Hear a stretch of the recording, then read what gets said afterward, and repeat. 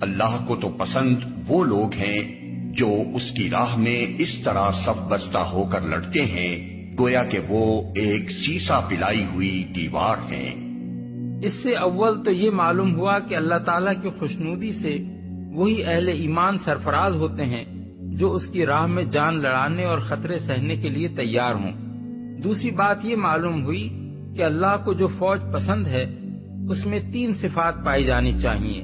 ایک یہ کہ وہ خوب سوچ سمجھ کر اللہ کی راہ میں لڑے اور کسی ایسی راہ میں نہ لڑے جو فی سبیل اللہ کی تعریف میں نہ آتی ہو۔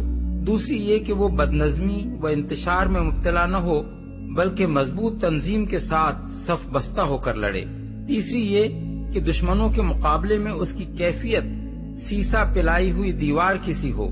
پھر یہ آخری صفت بجائے خود اپنے اندر معنی کی ایک دنیا رکھتی ہے۔ کوئی فوج